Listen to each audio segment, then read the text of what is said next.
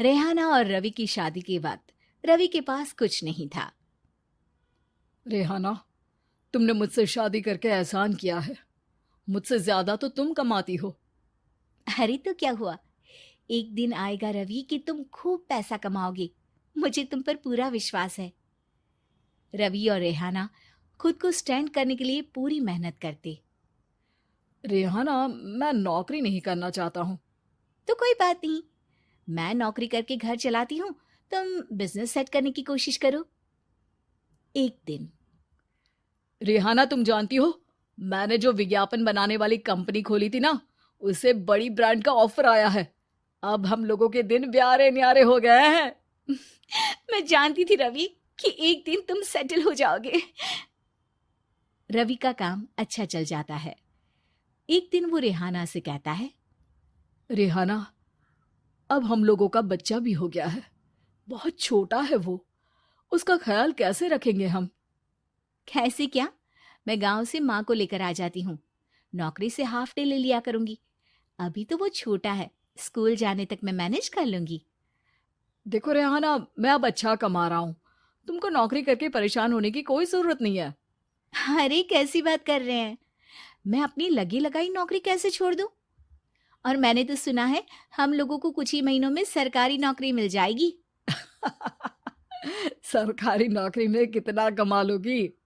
उतने में तो मैं ड्राइवर रख लूंगा। रेहाना को रवि की बात का थोड़ा बुरा तो लगता है। कम से कम मेरी नौकरी की इतनी बेइज्जती मत करो। भूल गए, इसी नौकरी के बदौलत तुमने अपना बिजनेस खड़ा किया है। अरे वो तो मैं किसी के भरोसे भी कर लेता।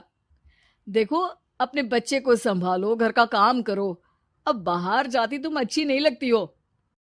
रेहाना रवि के कहने पर नौकरी तो छोड़ देती है, लेकिन अब बड़े से घर में उसकी कीमत किसी नौकर से कम नहीं होती। एक दिन रवि का दोस्त आता है।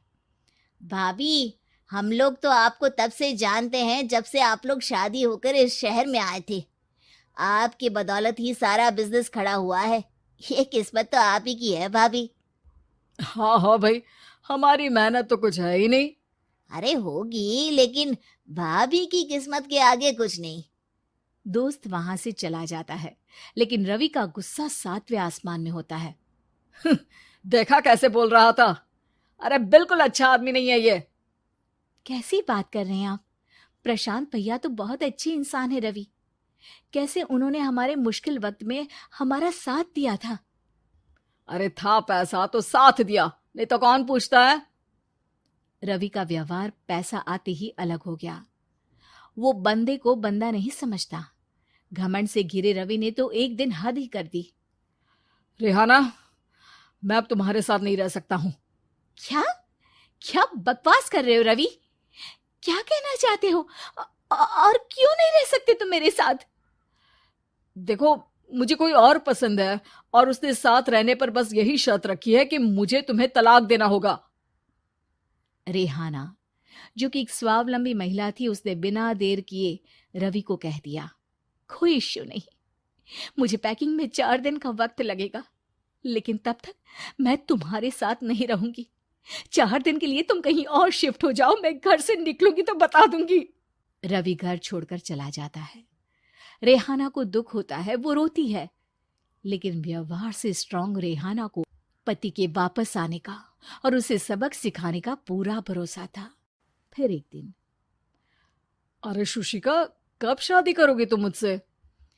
यार मैंने तो सोचा था तुम शादी से पहले मुझे विदेश लेकर जाओगे, महंगी कार दिलाओगे। अरे सब दिला दूंगा, लेकिन पहले मुझसे शादी तो कर लो। हाँ हाँ, क्यों नहीं। मैं कुछ दिनों के लिए अपने मम्मी पापा के पास जा रही हूँ और लोगों से अपनी शादी की बात करूंगी। अरे शुशिका, कैसे रहूंगा मैं तुम्हारे बिना? अब तो शादी ही होने वाली है हम लोगों की। शुशिका रवि को छोड़कर चली जाती है। रवि घर आता है, जहां रेहाना को ना पाकर उसे सब अजीब लगता है। घर तो रेहाना के बिना कुछ नहीं है। बच्चे की याद भी आ रही है। चलो एक वीडियो कॉल कर लेता हूँ। रवि रेहाना को वीडियो कॉल करता है, लेकिन रेहाना फोन नहीं उठाती। रात को सोते वक्त मन कर रहा है मुन्ने को गले लगा लूं। चलो कोई ना, शुशिका से शादी के बाद मेरे और भी बच्चे होंगे। अगले दिन रवि ऑफिस जाता है, जहां टीना खड़ी होती है। सर, आपने अपने नए ऐड के लिए मॉडल की रिक्वायरमेंट डाली थी ना, मैं उसी के लिए आई हूँ। रवि टीना को देखकर खुश हो जाता है। अब शादी हो गई है तुम्हारी? नहीं सर, बस अच्छा सा हैंडसम और अमीर लड़का देख रहे हैं मेरे मम्मी पापा। रवि के दिमाग से तो टीना को देखकर शुशिका का ख्याल भी खत्म हो जाता है। अरे यार, ये लड़की मिल जाए कितनी सुंदर है। शुशिका तो इसके आगे कुछ नहीं है। आ, अब क्या तुम्हें ऐसा नहीं लगता कि मुझसे मिलकर तुम्हारी ये खोज खत्म हो गई है? आप ना, आप तो 2 बच्चों की पापा लग रहे हैं। अरे नहीं नहीं, मेरी शादी तो हुई थी, लेकिन बीवी को किसी और से प्यार था, मुझे छोड़कर चली गई।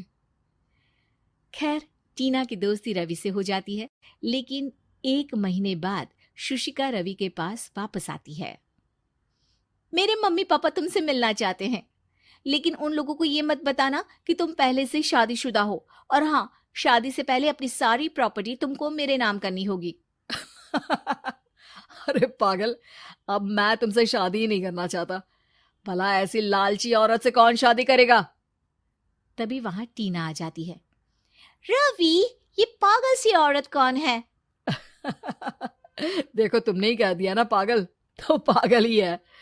पता नहीं कौन है, कह रही है शादी कर लो, लेकिन शादी से पहले अपनी सारी प्रॉपर्टी मेरे नाम कर दो। बोल तो सही रही है। वैसे तुम जानती हो, मेरी एक सहेली है, उसके पति ने उसे पैसा आते ही छोड़ दिया, जबकि उसको खड़ा करने वाली ही मेरी सहेली थी। और मुझे भी भरोसा नहीं है। अगर मैं भी तुमसे शादी करूंगी तो तभी, जब तुम मेरे नाम अपनी सारी प्रॉपर्टी कर दोगे। अरे हाँ हाँ, क्यों नहीं, बिल्कुल कर दूंगा। रवि और टीना की शादी की तारीख तय हो जाती है। वो अपनी सारी प्रॉपर्टी के कागज लेकर शादी वाली जगह पर पहुंचता है, लेकिन वहां टीना आती नहीं। रवि टीना को मैसेज करता है। कहाँ हो? सॉरी, मैं तुमसे शादी नहीं कर सकती, मुझे तुमसे भी ज्यादा पैसे वाला मिल गया। रवि को गुस्सा आ जाता है। वो गुस्से से सारा डेकोरेशन तोड़ रहा होता है कि वहां रेहाना आ जाती है। सर, क्या हो गया? क्या डेकोरेशन पसंद नहीं आई आपको? अ, तुम यहाँ क्या कर रही हो? मैं यहाँ की डेकोरेटर हूँ। क्या आपको पसंद नहीं आई यहाँ की सजावट? रवि दौड़कर रेहाना के गले लग जाता है। मुझे माफ कर दो रेहाना। रवि रेहाना के गले लग जाता है और रेहाना टीना को थैंक्स का मैसेज करती है।